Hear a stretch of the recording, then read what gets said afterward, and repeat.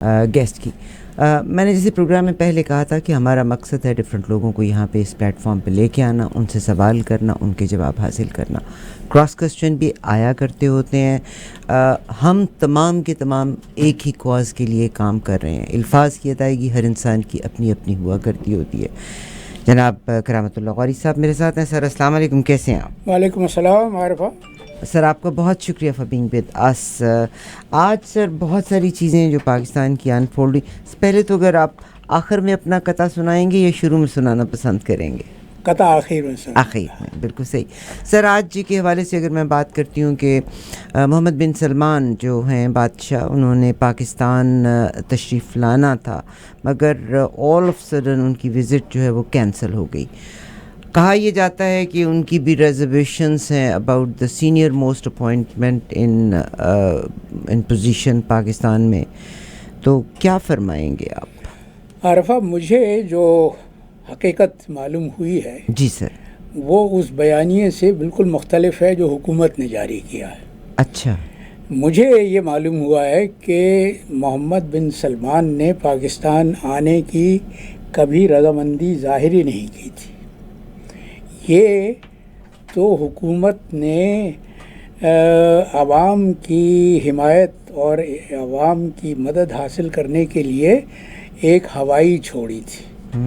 محمد بن سلمان کی طرف سے کبھی ایسا اندیا نہیں دیا گیا تھا کہ وہ پاکستان کا دورہ کرنا چاہتے ہیں. دیکھیے، ہمارے ناظرین اور سامعین کو یہ بات یاد رکھنا چاہیے کہ سعودی عرب کی قیادت برسوں بعد نوجوان ہاتھوں میں گئی ہے. محمد بن سلمان سعودی عرب کی نئی نسل کی ترجمانی کرتے ہیں، اور وہ سعودی عرب کو اس مخصوص حلقہ فکر سے نکالنا چاہتے ہیں جو سعودی عرب کے متعلق عام تاثر پایا جاتا ہے. وہ بہت ہی پروگریسو انسان ہیں، اور وہ کوئی ایسا کام نہیں کرنا چاہتے کہ جو سعودی عرب کو پیچھے کی طرف سے لے جائے. ان کو اندازہ ہے کہ پاکستان میں حالات کے کتنے ناگفتہ بے ہیں، کتنا انتشار کی کیفیت ہے، کیسی ابتری ہے. تو وہ ان کی طرف سے تو کبھی یہ اندیا دیا ہی نہیں گیا تھا کہ وہ اس موقع پر پاکستان کا دورہ کرنا چاہتے ہیں. یہ تو حکومت نے عمران کی لانگ مارچ سے عوام کی توجہ ہٹانے کے لیے ایک ہوائی چھوڑی تھی، اور آخر کو محمد بن سلمان کو مجبور ہو کے علل اعلان یہ کہنا پڑا کہ وہ پاکستان کے دورے پر نہیں آ رہے ہیں. سر اتنا ہی بڑی غلط بیانی اخباروں کی زینت کیسے بن سکتی ہے جبکہ پاکستان، دنیا بھر کے ممالک جو ہیں وہ پاکستان کی نیوز کو فارن منسٹرز جو ہیں واچ تو کرتے ہیں. یہ رہا ہے، دیکھو پاکستان میں جو اس وقت نیوز میڈیا ہے، جی سر، میں کہتا ہوں کہ وہ عوام کا دشمن بنا ہوا ہے. مثال کے طور پر اس خبر کو بہت ہوا دی گئی کہ محمد بن سلمان پاکستان کے دورے پر آ رہے ہیں، لیکن شہباز شریف نے 5 دن لندن میں گزارے. کسی میڈیا نے سوائے 1-2 مستثنیات کے، کسی میڈیا نے نہیں بتایا کہ وہاں لندن کی عدالت میں ان کا جو مقدمہ چل رہا ہے اس کا احوال کیا ہوا ہے. میں پاکستان کے نامی اخباروں کو کھنگالتا رہا. کل میں نے ڈان کی اتنی بڑی سرخی پڑھی کہ وہ شہباز شریف صاحب واپس آ گئے ہیں 5 دن لندن کے قیام کے بعد. جو ان کا نجی دورہ تھا اس میں کہیں ذکر نہیں تھا کہ وہ جو انہوں نے ڈیلی میل کے خلاف ہتک عزت کا ایک مقدمہ پچھلے برس دائر کیا تھا، اس کی تازہ ترین رودات کیا ہے. تازہ ترین رودات یہ ہے عارفہ، بہت دلچسپ بات ہے، اور یہ کل رات کو میں کالم لکھ رہا تھا ایک اخبار کے لیے. میں نے کہا کہ یہ صرف شہباز شریف کے گال پر تھپڑ نہیں ہے، یہ پوری پاکستانی قوم اور پاکستان کے منہ پر تھپڑ ہے. وہ جملہ جو جج میتھیو کیا نام ہے ان کا، میتھیو نکلن نے کہا کہ اس عدالت میں وزیر اعظم اور ایک عام شہری برابر ہیں. پاکستان کی کسی عدالت میں، بڑی سے بڑی یا چھوٹی سے چھوٹی عدالت میں آج تک یہ جملہ نہیں سنا گیا کہ اس عدالت میں وزیر اعظم اور ایک عام شہری برابر ہیں. مقدمہ کیا ہے؟ مقدمہ یہ ہے کہ ڈیلی میل کے ایک انویسٹیگیٹو رپورٹر ڈیوڈ روز نے پچھلے برس ایک خبر شائع کی تھی کہ 2005 میں پاکستان میں جو قیامت خیز زلزلہ آیا تھا اور جس کے نتیجے میں دنیا کے بے شمار ممالک نے پاکستان کی امداد کے لیے عطیات دیے تھے، برطانیہ نے بھی ملینز آف پاؤنڈز دیے تھے. اس برطانوی امداد کا ایک بڑا حصہ پنجاب کے وزیر اعلیٰ اور ان کے داماد نے، اس وقت جو پنجاب کے وزیر اعلیٰ تھے شہباز شریف صاحب، اور ان کے داماد علی عمران نے علی عمران کے بینک کے اکاؤنٹ میں برطانیہ واپس بھجوا دیے گئے اور وہ ملینز آف پاؤنڈز وہ پھر جائیداد خریدنے کے لیے استعمال ہوئے. شہباز شریف صاحب نے ہتک عزت کا مقدمہ دائر کر دیا ڈیلی میل کے خلاف. اچھا، میں یہ بتاتا چلوں کہ برطانیہ میں، اور برطانیہ کیا پورے مغربی دنیا میں بشمول امریکہ اور کینیڈا کے انویسٹیگیٹو رپورٹس جب شائع کی جاتی ہیں تو بہت چھان بین کے بعد شائع کی جاتی ہیں، اس لیے کہ ڈیفیمیشن یہاں کے قانون کی کتابوں میں انتہائی اہمیت کا حامل ہے. پاکستان میں تو یہ عام بات ہے، ہمارے جاگیرداری کلچر ہے کہ ایک دوسرے کے خلاف الزام تراشی ہوتی رہتی ہے، وہ ہر قسم کے بیانات دیے جاتے ہیں، اس لیے کہ ہماری تو یہ عادت بن گئی ہے کہ ہم ایک دوسرے کے متعلق بیانات دیتے ہیں، ایک دوسرے سے بات نہیں کرتے. آپ ابھی پچھلے پروگرام میں نے سنا کہ یہ کہہ رہی تھیں کہ لوگ اداروں کے متعلق بات سننے کو تیار نہیں ہیں، تو صرف برا سننا چاہتے ہیں. ادارے بھی تو عوام کی بات سننے کو تیار نہیں ہیں. میں تو روتا ہوں، اس بات کو پیٹتا ہوں کہ وہ مکالمہ جو اداروں اور عوام کے درمیان ہونا چاہیے وہ مکالمہ کہیں نہیں ہے. ایک دوسرے کے متعلق ایک دوسرے کے خلاف بیانات ضرور دیے جاتے ہیں لیکن ایک دوسرے سے بات نہیں کی جاتی.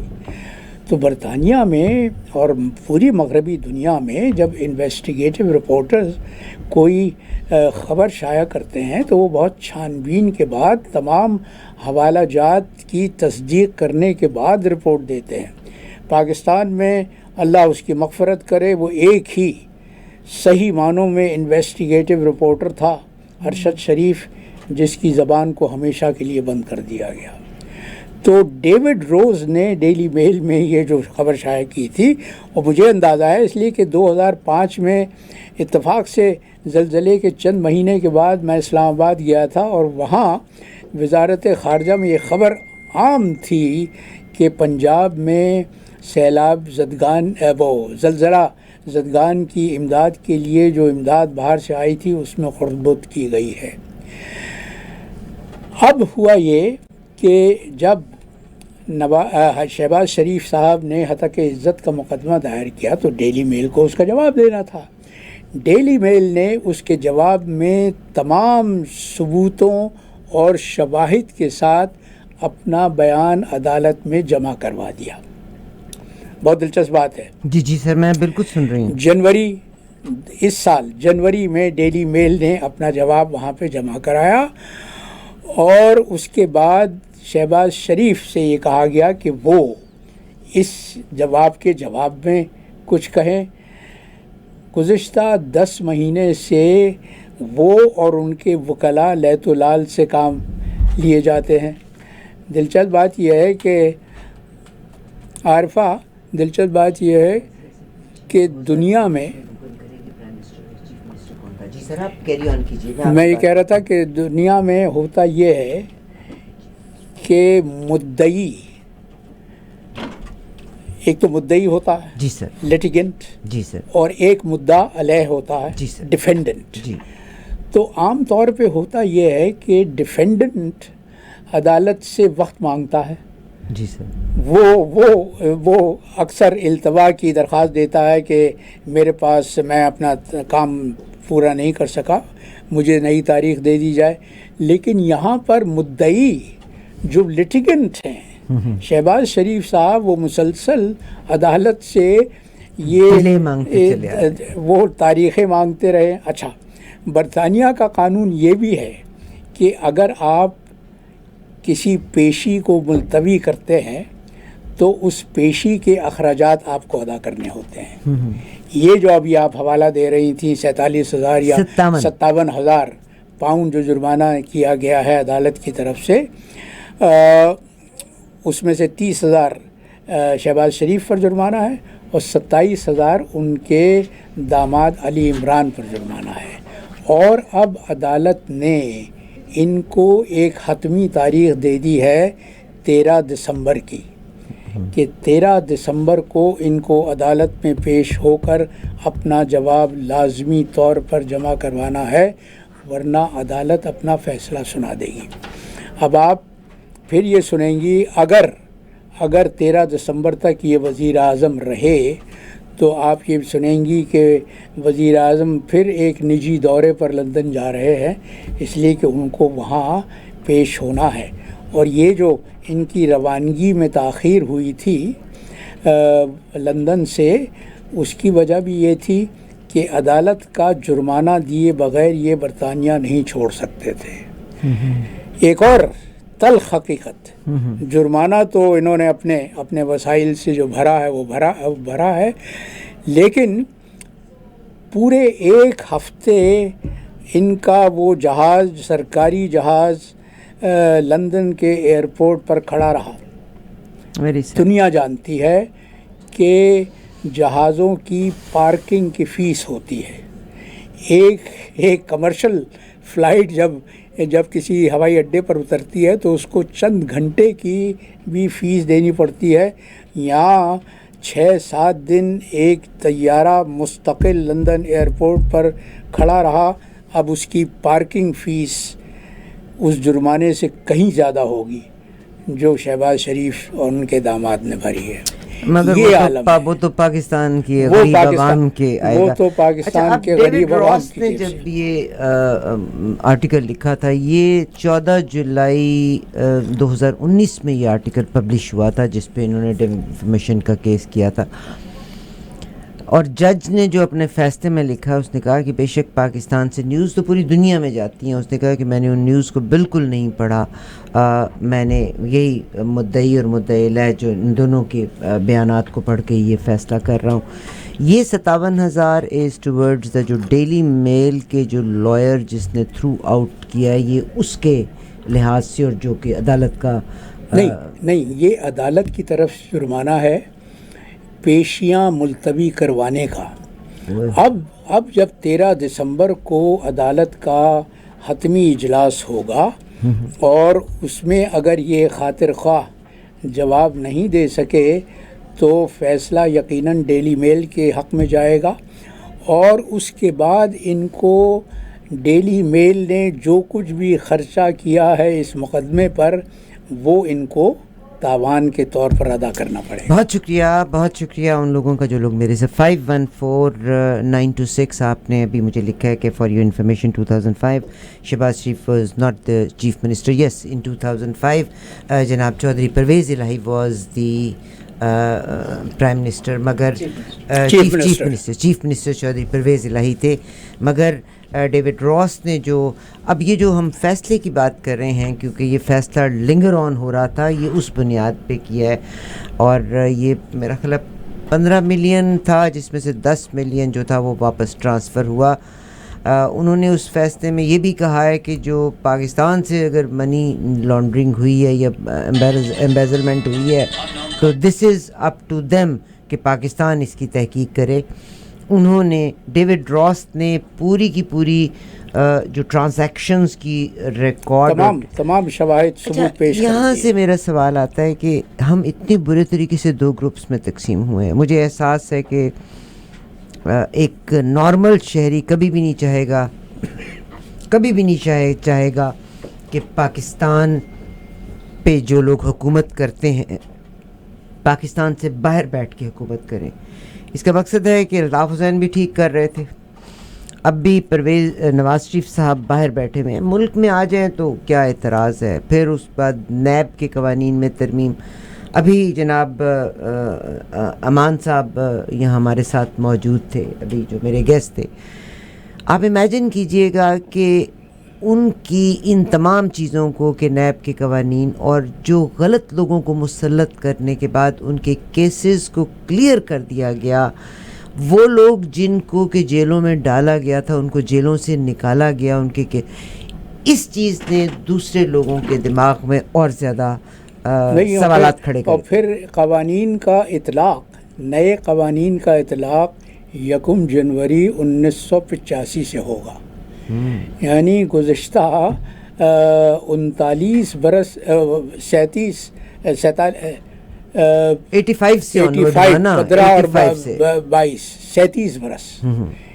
37 برس میں جو کچھ بھی کسی نے پاکستان کو لوٹا ہے وہ سب اس کا ہو گیا, اور اس سے کوئی جواب طلب نہیں کیا جائے گا, کوئی مواخذہ نہیں ہوگا.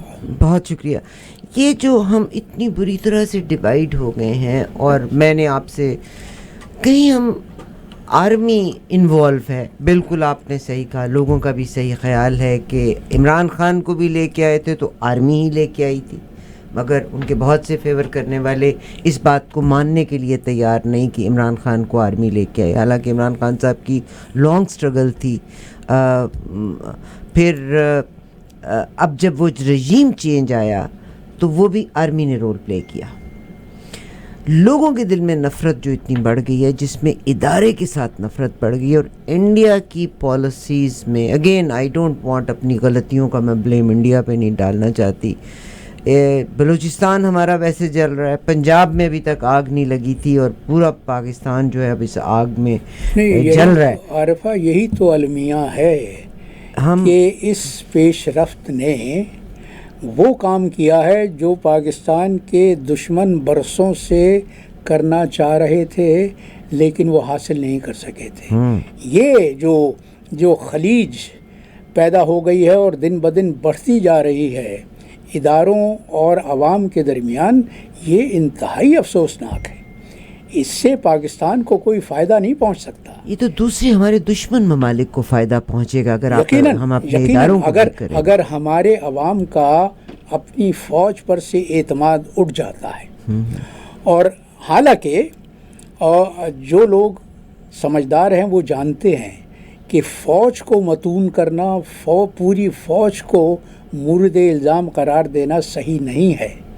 فوج کا قصور نہیں ہے, ایک عام سپاہی کا قصور نہیں ہے, ایک جونیئر افسر کا قصور نہیں ہے. یہ تو وہ لوگ اس کے ذمہ دار ہیں جو اس وقت فوج کی قیادت کر رہے ہیں.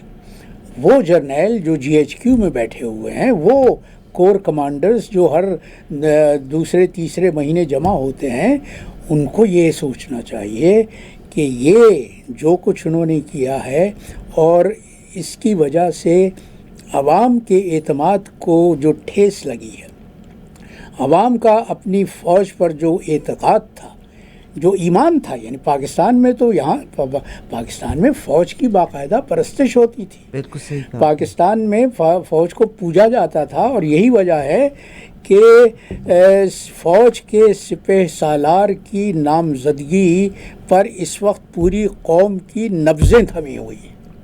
لگتا یہ ہے کہ پوری قوم کو کوئی اور فکر ہے ہی نہیں سوائے اس کے کہ اگلا سپہ سالار کون ہوتا. کبھی آپ نے اس ملک میں یہ سنا ہے کہ اس پر بحث ہو رہی ہو یا پوری قوم اس کا انتظار کر رہی ہو کہ اگلا فوج کا چیف کون ہوتا ہے؟ اپنے پڑوسی ملک بھارت میں کبھی یہ نہیں سنا, کبھی یہ نہیں دیکھا کہ وہاں پر یہ قیاس آرائیاں ہو رہی ہوں کہ کون فوج کا سپہ سالار بنے گا. اصل میں بات پھر وہیں تک جاتی ہے کہ ہم نے اپنے ریاست کے معاملات میں فوج کو اتنا زیادہ دخل انداز ہونے کا موقع دیا ہے کہ اب فوج وہ طاقت بن چکی ہے جو حکومتوں کو گراتی ہے, حکومتوں کو بٹھاتی ہے, سیاستدانوں کو, رہنماؤں کو شطرنج کی بساط کے مہروں کی طرح سے استعمال کرتی ہے. یہ ریاست کے لیے کوئی نیک فال نہیں ہے. یہ پاکستان کو کسی مثبت سمت میں نہیں لے جا سکتی, اس لیے کہ طاقت اور بے تحاشا طاقت جب چند ہاتھوں میں مرکوز ہو جائے, چند ہاتھوں میں جمع ہو جائے تو وہ ان جرنیلوں کو طاقتور تو ضرور بنا سکتی ہے, ریاست کو طاقتور نہیں بنا سکتی. سر, اس فوج میں ریفارمز کون لے کے آئے گا؟ یہ تو پاکستان کی عوام کو فیصلہ کرنا ہے. اسی لیے میں یہ کہتا ہوں کہ یہ جو لانگ مارچ ہو رہی ہے اور اس لانگ مارچ کا جو مقصد ہے, جو ہدف ہے, وہ اگر حاصل ہو جائے اور ملک میں فوری انتخابات ہو جائیں, اس کے بعد جو بھی پارٹی برسر اقتدار آئے گی اس کو یہ فیصلہ کرنا ہوگا. آئین میں ترمیم اگر کرنی ہے تو آئین میں ترمیم کرنی ہوگی. ایک خط تنسیق کھینچنا ہوگا کہ آج کے بعد سے فوج صرف وہ کام کرے گی جو اس کا بنیادی فرض ہے, جو اس کا بنیادی منصب ہے, اور وہ ہے پاکستان کی سلامتی, پاکستان کی سرحدوں کی حفاظت. دیکھو, میں بار بار یاد دلاتا ہوں کہ پاکستان بنانے والے بانی پاکستان قائد اعظم علی الرحمٰ نے اپنا جو پہلا خطاب کیا تھا 1948 کے شروع میں, 48 کے ستمبر میں تو ان کا انتقال ہو گیا تھا, چند مہینے پہلے انہوں نے اسٹاف کالج کوئٹہ سے خطاب کرتے ہوئے بہت صاف الفاظ میں کہا تھا کہ فوج کا کام پالیسی بنانا نہیں ہے, فوج کا کام صرف اس پالیسی پر عمل درآمد کرنا ہے جو سویلینز بنائیں گے. فوج تو نہ صرف پالیسی ساز ہو گئی ہے بلکہ وہ تو بادشاہ گر ہو گئی ہے. وہ لیڈروں کو اٹھاتی بٹھاتی ہے, وہ پاکستان کی تقدیر کا فیصلہ کرتی ہے. یہ کسی ملک کے, کوئی ملک اور خاص طور پہ جمہوریت کبھی کامیاب نہیں ہو سکتی, کبھی مضبوط نہیں ہو سکتی, کبھی استوار نہیں ہو سکتی, کبھی عوام کی امنگوں کی ترجمان نہیں ہو سکتی اگر طاقت چند ہاتھوں میں مرکوز رہے. سر, جناب پرائم منسٹر عمران خان صاحب بھی جو بار بار کہہ رہے ہیں وہ یہ کہتے ہیں فوج انٹروین کرے, فوج انٹروین کرے. ایک کیا ان کا مقصد یہ ہے کہ فوج نے جو رژیم چینج کرایا, کیوں کرایا, مگر اب کیا مداخلت چاہتے ہیں؟ اب تو وہ فوج کی مداخلت کی بات نہیں کر رہے, وہ تو اب عدلیہ سے التجا کر رہے ہیں, عدلیہ سے التجا کر رہے ہیں کہ آپ مداخلت کریں, اس لیے کہ فوج کا کردار تو سامنے آ گیا. آپ اس سے بہتری کی امید کیسے رکھ سکتے ہیں جو اب تری پھیلانے والا ہے؟ تو عمران کا ہدف تو اب صرف پاکستان کی اعلیٰ عدلیہ ہے. وہ سپریم کورٹ سے یہ التجا کر رہے ہیں, وہ چیف جسٹس سے یہ التجا کر رہے ہیں کہ آپ اس معاملے میں مداخلت کیجئے اور آپ وضاحت کیجئے. پہلی تو یہ کہ عمران کے خلاف جو قاتلانہ حملہ, وہ کتنی افسوس کی بات ہے. سوچو کہ ایک سابق وزیر اعظم پر جان لیوا حملہ ہوتا ہے لیکن وہ وزیر اعظم اپنی FIR درج نہیں کروا سکتا. اس سے بڑھ کر کوئی المیہ ہو سکتا ہے؟ کتنی افسوسناک بات ہے. اس کا مطلب یہ ہے کہ آپ کی سوسائٹی, آپ کا پورا معاشرہ بیمار ہو چکا ہے. بہت شکریہ سر. میری جو آخری بات آپ سے, عمران خان صاحب نے جو ابھی اسپیچ کی اور اس میں, اور یہ بالکل صحیح ہے کہ امریکہ اس وقت کا فرعون ہے. آج اس نے انڈیا کو بھی بہت بڑی آفر کی کہ ہمیں بتائے کہ ہم اس کے لیے اور کیا کر سکتے ہیں. آج عمران خان صاحب کا جب بیان ہے, میرا خیال ہے پہلے بھی انہوں نے یہ کہا ہے کہ ہمیں امریکہ اور رشیا دونوں کے ساتھ تعلقات اچھے, ہمیشہ سے, مگر ہمیشہ سے انہوں نے یہ کہا کہ ہمیں امریکہ رشیا دونوں کے ساتھ اچھے تعلقات رکھتے ہیں. مگر اس کو جو پورٹریٹ کیا جا رہا ہے وہ یہی کیا جا رہا ہے کہ انہوں نے یو ٹرن لیا ہے. یو ہیو کوئک 1 منٹ تاکہ ہم اگلے یو ٹرن نہیں لیا. وہ یو ٹرن لیے وہ جو انہوں نے فائنینشیل ٹائمز کو انٹرویو دیا تھا, فائنینشیل ٹائمز نے خود وضاحت کی ہے کہ عمران نے کہیں یہ نہیں کہا کہ میں امریکہ کو اپنے زوال کا ذمہ دار قرار نہیں دیتا. بات یہ ہے عارفہ, ابھی آپ پہلے ذکر کر رہی تھیں کہ ترکی میں جو کل سانحہ ہوا ہے استنبول میں, اور مجھے ذاتی طور پر بہت دکھ ہوا اس لیے کہ میں ترکی میں سفیر رہا ہوں. میں جانتا ہوں ترک قوم کو بھی, ترک قیادت کو بھی, خاص طور پہ طیب اردوغان جو ترکی کے صدر ہیں. بات یہ ہے کہ 3 ممالک سامراج کی امپیریلزم کی آنکھوں میں کانٹے کی طرح کھٹک رہے تھے. وہ جو اقبال نے ان کی مشہور نظم ہے نا, ابلیس کی مجلس شورا, اس میں ابلیس اپنے شاگردوں سے کہتا ہے کہ میں کھٹکتا ہوں دل یزداں میں کانٹے کی طرح. تو یہ 3 ممالک پاکستان, ایران اور ترکی سامراج کی نظروں میں کانٹے کی طرح کھٹک رہے تھے.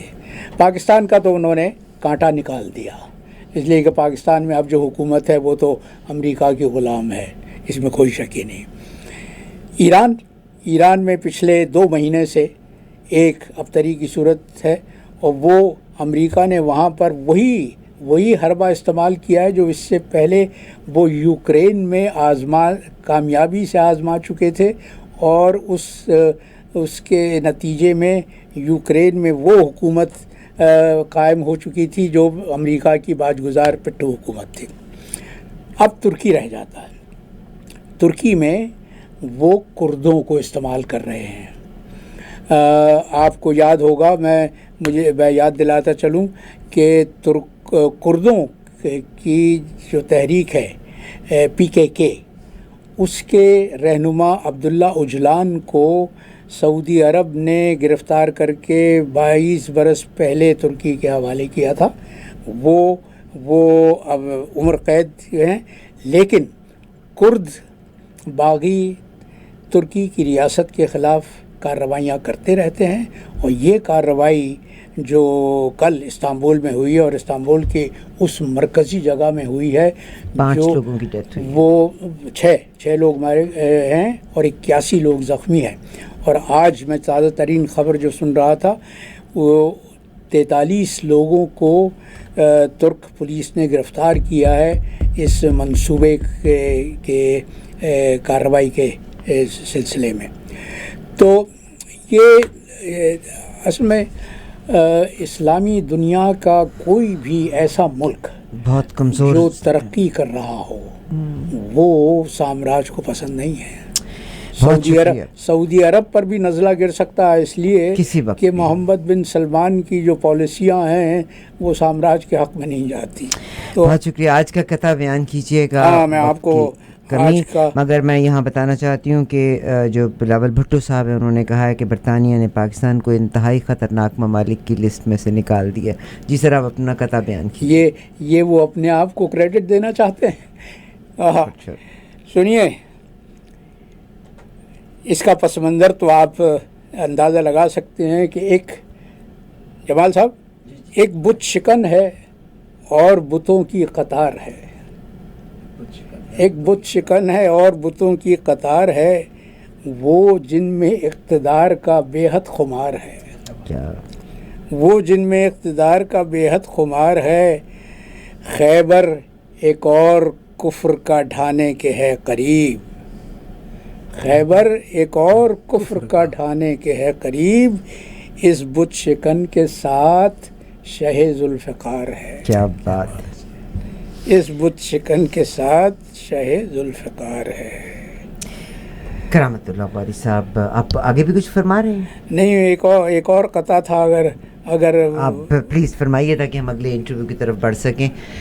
ماجد بھائی, جتنی دیر ہم وہ ہے تو آپ اتنی دیر کال لے لیں, ہم آپ کو لے کر کے چلیں گے اپنے ایک اسپانسر کے ساتھ.